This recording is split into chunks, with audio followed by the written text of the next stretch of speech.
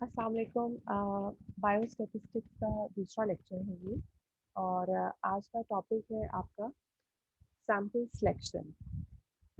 Last lecture में हम लोगों ने पढ़ा था कि स्टैटिस्टिक्स की डेफिनेशन के बारे में, और फिर स्टैटिस्टिक्स में पॉपुलेशन होती है। पॉपुलेशन मतलब वो सारे इंडिविजुअल्स जिनके बारे में आप स्टडी कर रहे हैं, मतलब अंडर कंसिडरेशन जितना भी आपके डाटा आता है वो सारा पॉपुलेशन में इंक्लूड होता है। पॉपुलेशन को स्टडी करने के लिए उसका कि वो कैसी है उसके बारे में कोई भी एनालिसिस करने के लिए उसका हम लोगों को सैंपल्स लेने पड़ते हैं। Sample is a part of population. तो सैंपल को कैसे करना है ताकि वो पॉपुलेशन का एक गुड रिप्रेजेंटेटिव हो, आज के लेक्चर में वो हम डिस्कस करेंगे। जी, purposive selection, representing the population as a whole, great temptation to purposefully select the individual who seem to represent the population under study, easy to carry out, does not need the preparation of sampling frame। मतलब sample selection में purposive selection भी हो सकती है, random selection भी हो सकती है। पर्पसिव सिलेक्शन यानी आप जो पॉपुलेशन में से किसी मकसद के तहत जो आप क्योंकि उसको एनालाइज करना है आपने, तो क्या आप का इंटरेस्ट क्या है, आप किसके बारे में एनालिसिस करना चाहते हैं, उस तरह से आप सैंपल सेलेक्ट कर सकते हैं। उसमें क्या है कि आप पॉपुलेशन को, जो पॉपुलेशन को रिप्रेजेंट कर रहा हो सैंपल, उसको सिलेक्ट करें। उसके अलावा great temptation to purposively select the individual who seem to represent the population under study. जो पॉपुलेशन अंडर स्टडी है उसको रिप्रेजेंट अच्छी तरह से करें, इजी टू कैरी आउट। और उसके बाद इसमें क्या होना चाहिए, does not need the preparation of sampling frame. Random selection क्या है? Sample of units is selected in such a way that all the characteristics of the population is reflected in the sample. Randomly भी हम sample को select कर सकते हैं। Random indicates the chance of the population unit being selected in the sample। अच्छा, sample की selection दो तरह से हो सकती है। एक तो पर्पसिवली, अभी मैंने आपको बताया कि पर्पसिवली सिलेक्शन कि आप को पता हो कि आपने किस बारे में एनालिसिस करना है और उसके अकॉर्डिंग आप सिलेक्ट करें। या रैंडम सिलेक्शन भी हम कर सकते हैं। रैंडम सिलेक्शन का मतलब है, रैंडम सिलेक्शन क्या आपको जस्ट जैसे कल मैंने एग्जांपल दी थी कि अगर चावलों की बोरी के बारे में आपने कोई नतीजा कायम करना है कि वो कैसी है, हम जस्ट उसमें से थोड़े से चावल निकालेंगे और उसको चेक कर लेंगे कि वो कैसे हैं, और फिर हमें पता चल जाएगा कि पूरी बोरी में इसी तरह के चावल हैं।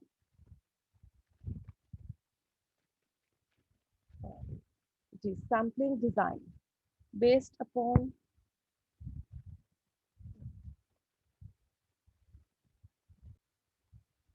जी सैम्पलिंग डिज़ाइन क्या है? सैम्पलिंग डिज़ाइन क्या, आपने सैंपल को जब आपने सेलेक्ट करना है तो उसका डिज़ाइन एक आपके ज़हन में होना चाहिए कि किस तरह से आपने उसको सेलेक्ट करना है। तो ये कुछ मेथड्स हैं जिस तरह से हम सैंपल को सेलेक्ट कर सकते हैं। Based upon type and nature of the population and the objective of the investigation. मतलब एक तो पॉपुलेशन की नेचर और टाइप पे भी डिपेंड करता है कि आपने सैंपल को किस तरह से सेलेक्ट करना है। उसके अलावा इन्वेस्टिगेशन, आपके जो ऑब्जेक्टिव्स हैं उस पे भी डिपेंड करता है सैंपल को सिलेक्ट आपने किस तरह से करना है। कुछ मेथड है, 5 मेथड्स है जिस तरह से आप सैंपल जो है सिलेक्ट कर सकते हैं। पहला मेथड है simple random sampling. Number 2 is systematic random sampling. Number 3 is stratified random sampling. Number 4 is cluster sampling and number 5 is multi phase sampling path finder survey. पहला है simple random sampling. Simple random sampling क्या है? Each and every unit in the population has an equal chance of being included in the sample। Simple random sampling यानी आपकी population के, इसकी खास बात यह है कि आपकी पॉपुलेशन के हर जो यूनिट है उसके पास इक्वल चांस है कि वो आपके सैंपल में सिलेक्ट हो सकता है। Selection of unit is by chance only. और इसकी एग्जांपल जो कल आपको दी थी कि सैंपल अगर आप सेलेक्ट कर रहे हैं चावल की बोरी में से, अब रैंडम सैम्पलिंग है ना, रैंडम सैम्पलिंग आपने जस्ट उसमें से निकालना है। तो उसमें आप हर जो है आप कहीं से भी उसको चेक कर सकते हैं, निकाल सकते हैं। तो हर यूनिट के पास इक्वल चांस है सिलेक्ट होने का। और सिलेक्शन जो है it totally depends on chance, मतलब रैंडम आप सिलेक्शन करते हैं। इसके सिंपल रैंडम सैम्पलिंग के टू मेथड्स हैं। एक है लॉटरी मेथड्स। लॉटरी मेथड में क्या है, population units are numbered on separate slip और shuffled and blindfold selection. मतलब आपने सैंपल सेलेक्ट करना है, आप उनके नंबर्स को एक उस पर स्लिप्स पे लिख लें और फिर उसको शफल करें और उसके रैंडमली उसमें से कुछ सेलेक्ट कर लें और आपका जो है सैंपल सेलेक्ट होगी। दूसरा मेथड क्या है, table of random numbers. Table of random numbers से हो सकता है आप लोग फेमिलियर हो, कंप्यूटर पे भी आ जाते हैं। तो random arrangement of digits from 0 to 9 in rows and columns, ये इस तरह से होते हैं और उसमें से उसके थ्रू भी आप जो है सिलेक्शन कर सकते हैं। सिलेक्शन इज डन इधर इन अ हॉरिजॉन्टल और वर्टिकल डायरेक्शन। मतलब फॉर एग्जांपल हम लोगों ने अगर सैंपल सेलेक्ट करना है तो हम कहेंगे कि अगर मैंने अब रैंडम नंबर एक सिलेक्ट किया, अगर तो वो उसे हम 4 से डिवाइड करें तो जो अगर रिमाइंडर 0 आएगा तो मैं ये वाला उठा लूँगी, अगर 1 आएगा तो मैं ये वाला उठा लूँगी। इस तरह से आप जो है रैंडमली सिलेक्ट कर सकते हैं किसी भी, it depends on your population and objective कि आप किस बारे में रिसर्च करना चाहते हैं। तो इसलिए आप जो है ये दोनों मेथड्स जो है वो यूज़ कर सकते हैं। इन दोनों मेथड्स को क्या कहते हैं, सिंपल रैंडम सैम्पलिंग। दूसरा method systematic random sampling. Select one unit at random and then selecting additional units at evenly spaced intervals वालेकुम। till the sample of required size has been drawn.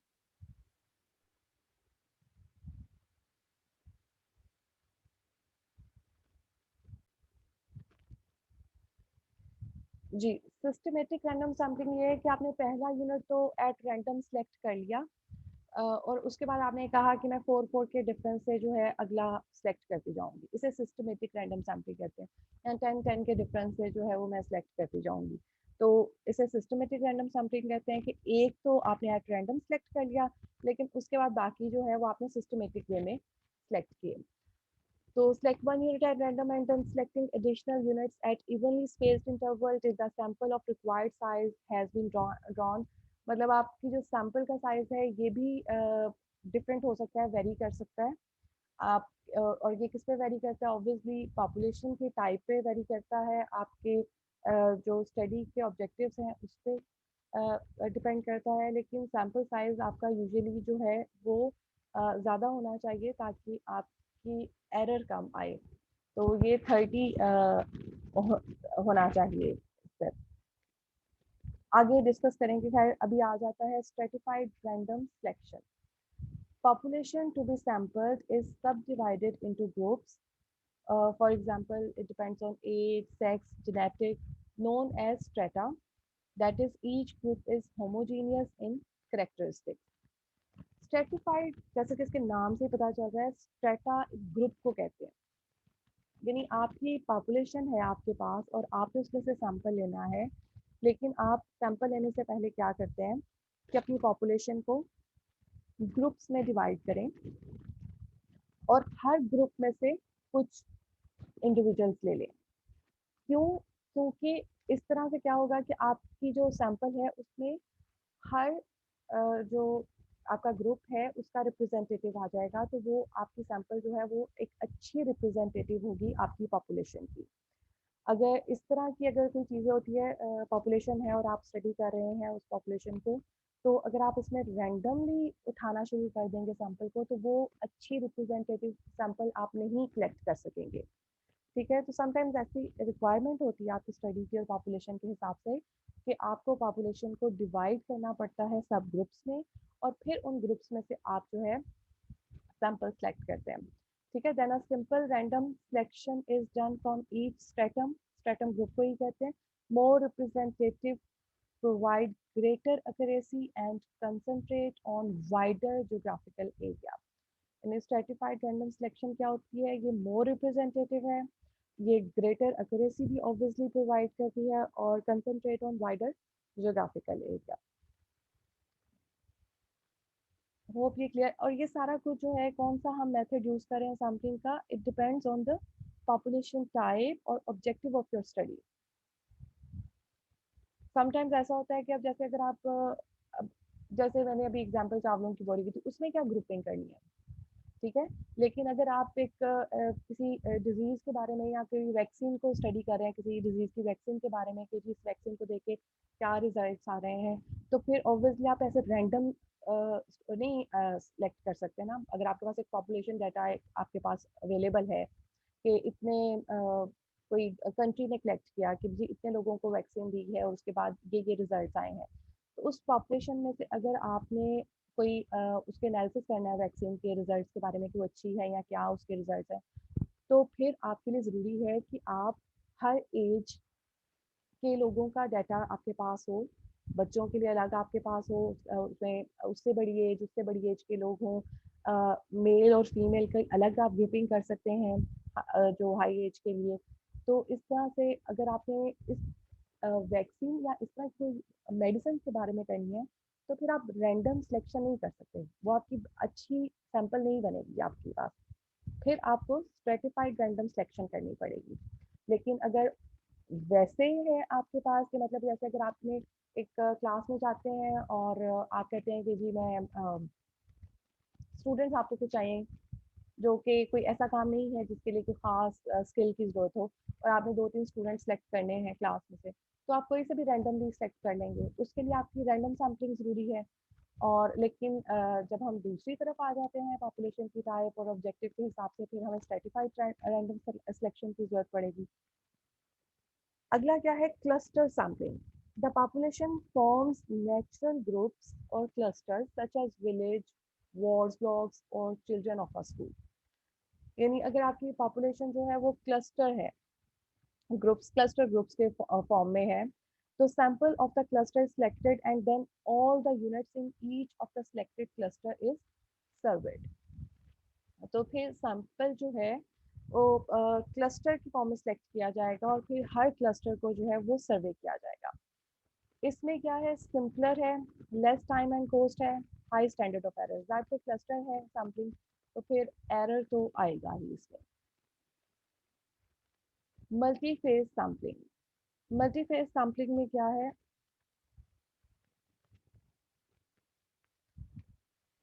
part of information is collected from the whole sample and part from the subsample. Part of information is collected from the whole sample and part from the subsample. पहले आपने population में से sample को select किया, फिर उस sample में से सब samples को select किया। First phase, all children in school are surveyed. ठीक है, इनमें आपकी अगर हम इसको पॉपुलेशन कंसिडर कर लें कि पूरे स्कूल के चिल्ड्रन को सर्वे किया। सेकेंड फेज में only the ones with oral health problems, यानी आपने उसकी इसमें से ग्रुप सेलेक्ट कर लिया, यानी उसमें से एक सैंपल ले लिया जिसमें कौन से चिल्ड्रन आ रहे हैं जिनके साथ ओरल हेल्थ प्रॉब्लम्स है। फिर उसके बाद थर्ड फेज में आपने क्या करना है, selection that section that needs treatment are selected. अब ओरल हेल्थ प्रॉब्लम्स में से कुछ के साथ ऐसा भी हो सकता है कि जिसे ट्रीटमेंट की जरूरत नहीं है, तो आपने वो वाला ग्रुप सेलेक्ट किया जिन्हें ट्रीटमेंट की ज़रूरत है। तो यानी 3 फेजेस में आपने अपनी जो रिक्वायर्ड सैंपल है उसको सिलेक्ट किया। इसे क्या कहते हैं, मल्टी फेज सैम्पलिंग। सब samples further become smaller and smaller, ठीक है, adapted when the interest in any specific disease। ठीक है, अगर हम किसी स्पेसिफिक डिजीज के बारे में कोई सर्वे कर रहे हैं या उसके बारे में कर रहे हैं या मेडिसिन के जो है इफेक्ट्स उसके बारे में कर रहे हैं, तो फिर इस तरह से भी हम सैम्पलिंग कर सकते हैं। मल्टीफेज सैम्पलिंग में क्या है, फेजेस में आपकी सैम्पलिंग होगी। सबसे पहले पॉपुलेशन में से आप अपना जो इंटरेस्ट है उसके अकॉर्डिंग एक सैंपल सेलेक्ट करेंगे, फिर उस सैंपल में से एक सब सैंपल सेलेक्ट करेंगे जिससे आपकी जो एक तो उसका सैंपल का साइज स्मॉलर हो जाएगा, आपको स्टडी करने में आसानी हो जाएगी, आपको एनालिसिस करने में, रिजल्ट्स निकालने में आसानी हो जाएगी। या समटाइम्स एक यहाँ पर 3 फेजेस लिखे हुए हैं, इससे ज़्यादा फेजेस में भी सिलेक्शन हो सकती है। ठीक है, इससे ज़्यादा फेजेस में भी, उसे मल्टी फेज सैम्पलिंग कहते हैं। और एग्जाम्पल से आपको अच्छी तरह से समझ आ गया होगा कि क्यों ये फेजेस में हो रही है। मतलब पहले आपने क्या किया, सारे जो स्टूडेंट्स हैं किसी स्कूल के, या उनको आपने सर्वे किया, उनके बारे में जो भी डाटा था उसको कलेक्ट किया, ये पॉपुलेशन फॉर एग्जांपल यहाँ पर ये हमारी पॉपुलेशन है। फिर सेकंड नंबर पे आपने उनमें से सिर्फ उन स्टूडेंट्स को सिलेक्ट किया जिनके साथ ओरल हेल्थ प्रॉब्लम्स हैं। ये ज़्यादातर कट डाउन हो गया नंबर। सैंपल आपकी जो है वो एक किस्म का आपका अभी फ़िलहाल, क्योंकि मैंने उसको पहले को पॉपुलेशन कंसिडर किया था, तो ये आपने सैंपल सेलेक्ट किया। इसमें कम स्टूडेंट्स होंगे। फिर उस ओरल हेल्थ प्रॉब्लम्स वालों में से आपने उनका डाटा कलेक्ट किया, और फिर जिन्हें ट्रीटमेंट रिक्वायर्ड थी, उनका एक आपने ग्रुप बना लिया, यानी उनका सैंपल बना लिया। ऑब्वियसली ओरल हेल्थ प्रॉब्लम्स वालों में से इस वाले फेज में कम आपके पास स्टूडेंट आएंगे। यानी अगर इसके बाद मैं इससे अगला एक कोई और बना लेती हूँ कि जो ट्रीटमेंट जो है विलिंग है ट्रीटमेंट करवाने पे, तो एक फोर्थ फेज आ गया मेरे पास। और जितने फेजेस में आगे जाती जाऊंगी, मेरी सैंपल का साइज जो है वो छोटा होता जाएगा।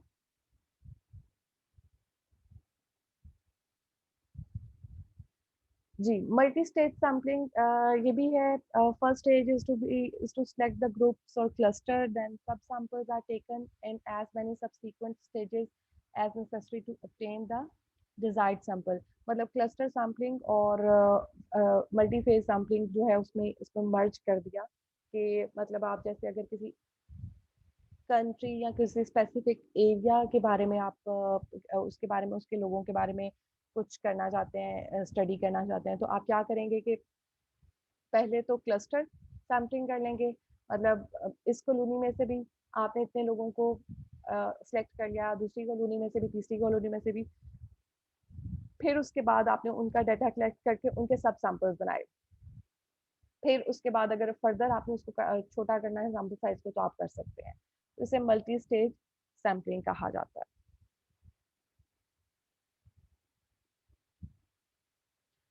जी, एरर्स इन सैम्पलिंग।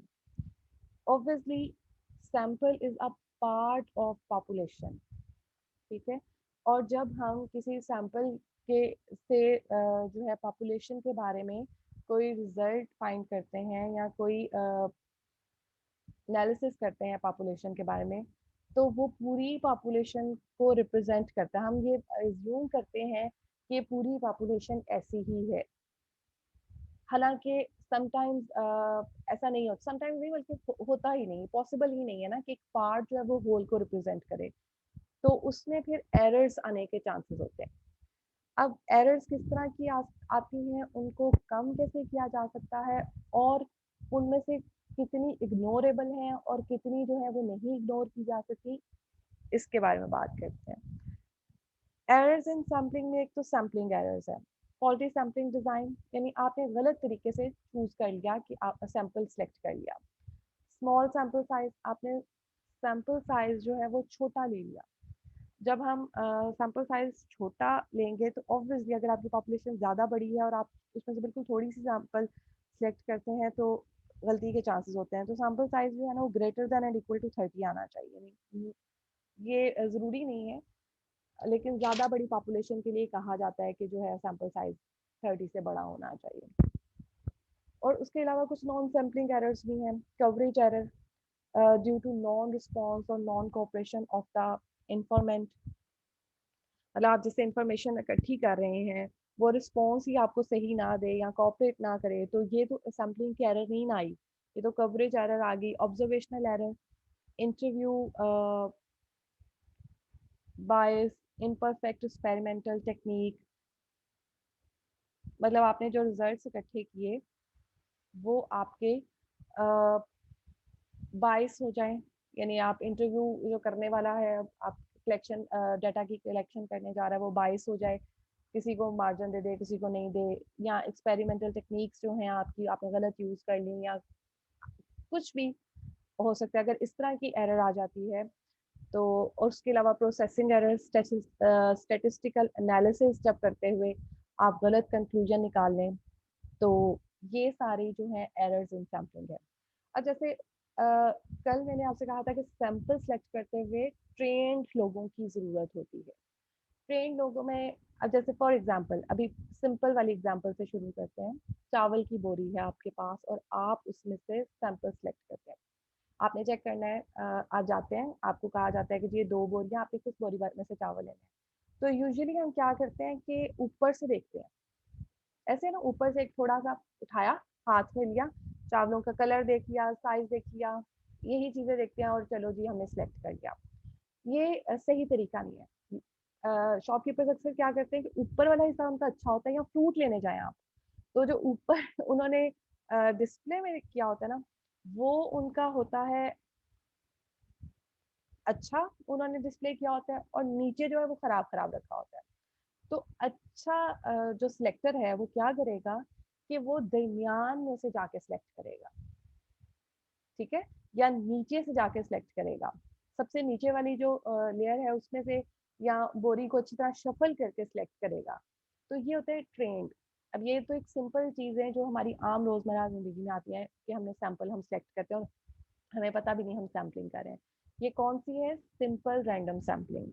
लेकिन सिंपल रैंडम सैंपलिंग में भी आपने क्या किया कि आपने इस तरह से सिलेक्ट किया।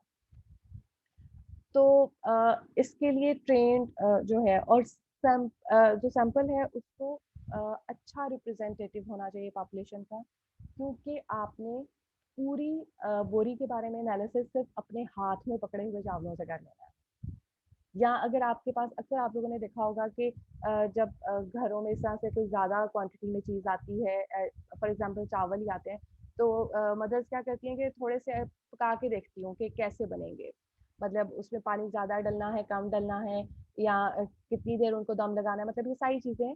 तो वो क्या है, आप पूरे जो चावलों की बोरी है उसके बारे में कंक्लूजन बना लेते हैं कि आइंदा जब मैंने एक स्ट्रेटेजी बना लेते हैं कि आइंदा जब मैंने ये चावल बनाने हैं तो मैंने इन इन टेक्निक्स पे अमल करना है, ठीक है? तो ये है हम क्या करते हैं सैंपल से पॉपुलेशन के बारे में कंक्लूजन निकाल लेते हैं, एज्यूम कर लेते हैं कि पूरी की पूरी जो आपकी पॉपुलेशन है वो ऐसी होगी। इसलिए सैंपल को बेस्ट रिप्रेजेंटेटिव होना चाहिए पॉपुलेशन का। इसलिए आपको ट्रेन्ड लोगों की ज़रूरत पड़ती है सैंपलिंग के लिए। एक तो उन्हें ये पता हो कि सैंपल सेलेक्ट कैसे करना है, किस तरह की पॉपुलेशन के लिए किस तरह का आपको सैंपल डिज़ाइन यूज़ करना है, आपको मतलब रैंडम सैंपलिंग में जाना है, आपको सिस्टमैटिक रैंडम सैंपलिंग में जाना है या स्ट्रेटिफाइड में जाना है। उसके बाद मल्टी फेज़ भी आप ये यूज़ कर सकते हैं, ठीक है? तो अगर ये नहीं है तो ज़ाहिर बात है आपकी एरर आ जाएगी, ठीक है? अब जैसे फॉर एग्ज़ाम्पल आपने कोई अ, ब्लड प्रेशर आपने डाटा कलेक्ट करना है कि ब्लड प्रेशर जो है वो कितना होता है एवरेज पाकिस्तान के, मतलब फॉर एग्जांपल चलिए आपके मैं ले लेती हूँ किसी पाकिस्तान के बारे में, पाकिस्तान के लोगों का एवरेज ब्लड प्रेशर कितना होता है, यानी जो एरिया है पाकिस्तान का यहाँ का। और हम क्या करते हैं स्कूल में जाते हैं और जो है वो प्राइमरी स्कूल और वहाँ पे स्टूडेंट्स का ब्लड प्रेशर ले लेते हैं और फिर कह देते हैं कि जी इतना होता है। अब ये तो गलत है ना। अब हम एनालिसिस पूरे पाकिस्तान के लोगों का कर रहे हैं और सैंपल हम कहाँ से सिलेक्ट कर रहे हैं, एक स्कूल जहाँ पे छोटे बच्चे हैं उनके ब्लड प्रेशर में और ये। तो हमें क्या करना पड़ेगा, हमें स्पेसिफिकली डिवाइड करेंगे हम पाकिस्तान के एरियाज को कि इस एरिया में से मैंने सैंपल लेना है, इस एरिया में से लेना है, इस एरिया में से। फिर उस वो जो एरियाज में से क्लस्टर आप सैंपलिंग करेंगे, बल्क में लोगों को ले आएंगे, फिर उसकी आप फर्दर ग्रुपिंग करेंगे कि मतलब अब इस एज से इस एज तक के लोग यहाँ पर आ जाएं, इस एज से इस एज तक के लोगों का ये ग्रुप, और फिर उसके बाद आप उसकी सैंपलिंग करेंगे। तो फिर आप डाटा कलेक्ट करेंगे और एवरेज निकालेंगे और फिर आप कहेंगे कि जी हाँ जी पाकिस्तान के जो लोग हैं उनका एवरेज ब्लड प्रेशर इतना है। और समटाइम्स ऐसा होता है कि पूरे ये कर सकते हैं या समटाइम्स हम अपने जो रिजल्ट्स हैं उनको इसी तरह रिप्रेजेंट कर सकते हैं कि आप इतने एज के लोगों का इतना है एवरेज, इतनी एज के लोगों का इतना है एवरेज। तो ये सारी चीज़ें जो है ये आपके 2 लेक्चर्स में हमने ये सिलेक्ट किया, एक तो बेसिक टर्म्स के बारे में, स्टैटिस्टिक मैंने कल भी बताया था, स्लाइड नहीं है इसकी लेकिन आप लोगों ने ये याद रखना है, स्टैटिस्टिक और स्टैटिस्टिक्स में फ़र्क है।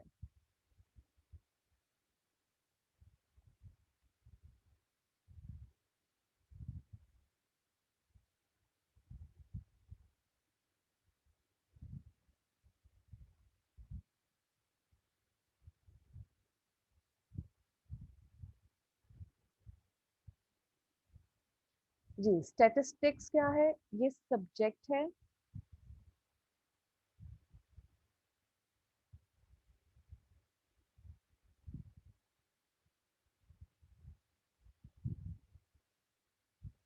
स्टैटिस्टिक क्या है? कोई मेजर, कोई करेक्टरिस्टिक जो आपने सैंपल से कैलकुलेट किया है। और अगर सैंपल से कुछ कैलकुलेट किया है, कोई मीन निकाला है आपने, कोई एवरेज फाइंड की है, उसे स्टैटिस्टिक कहते हैं। तो अगर आपने पॉपुलेशन से कुछ कैलकुलेट किया है, उसको क्या कहते हैं? उसे कहते हैं हम पैरामीटर। ठीक है, ये एक बहुत इंपॉर्टेंट ऑब्जेक्टिव में भी पूछा जाता है कि पैरामीटर कौन सी मेजर है। ये पॉपुलेशन से होती है कैलकुलेट, और स्टैटिस्टिक जो है वो सैंपल से होता है। A statistic is a summary measure computed for a sample, और a parameter is a summary measure computed for a population. उसके अलावा एक और चीज आप लोगों से जो डिस्कस करनी थी वो क्या है? डिस्क्रिप्टिव स्टैटिस्टिक्स और इन्फ्रेंशियल स्टैटिस्टिक्स।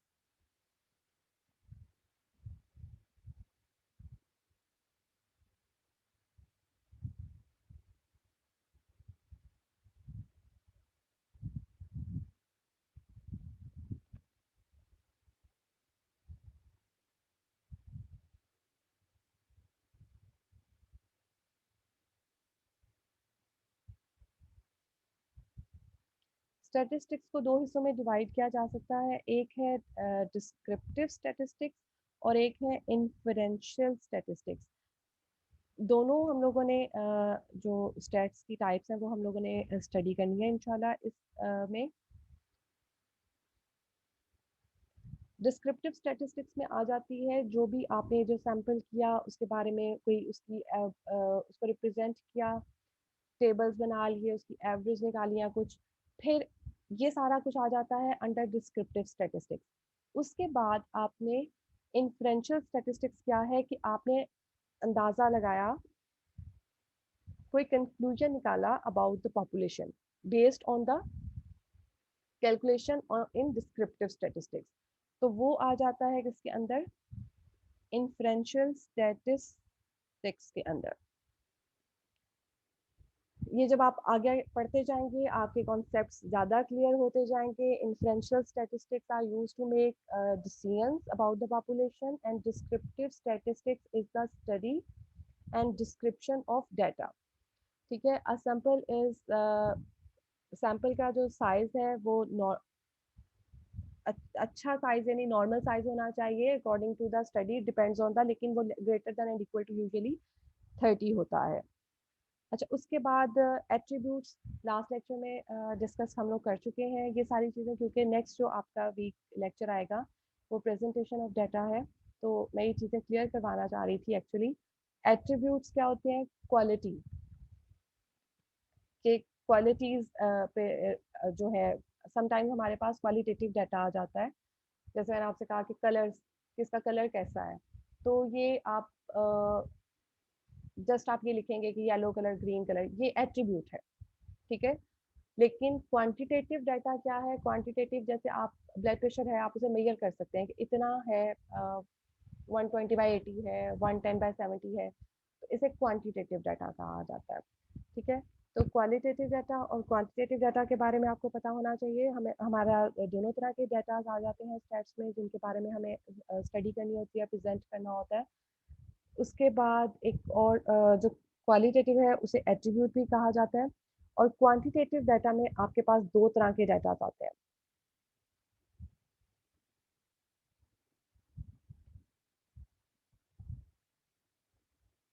जी, अच्छा, क्वांटिटेटिव डाटा में आपके पास दो तरह के डाटा आ जाते हैं, कंटिन्यूस डाटा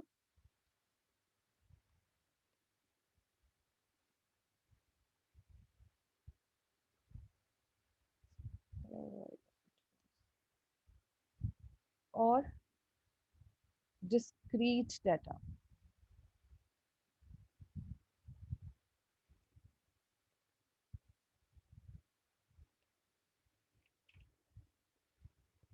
कंटिन्यूस डाटा कौन सा डाटा है?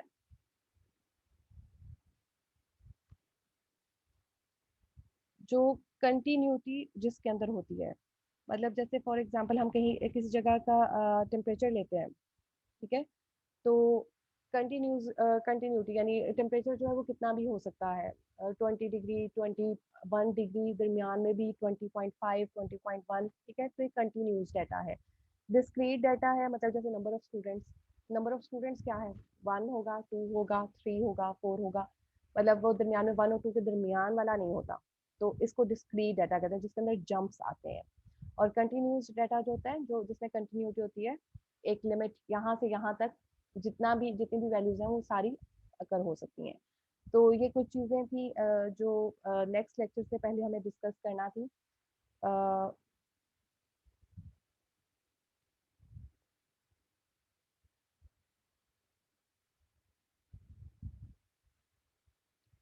जी, आज के लेक्चर के लिए इतना ही। नेक्स्ट इंशाल्लाह प्रेजेंटेशन ऑफ डाटा पे आ जाएंगे। ओके जी, थैंक यू सो मच।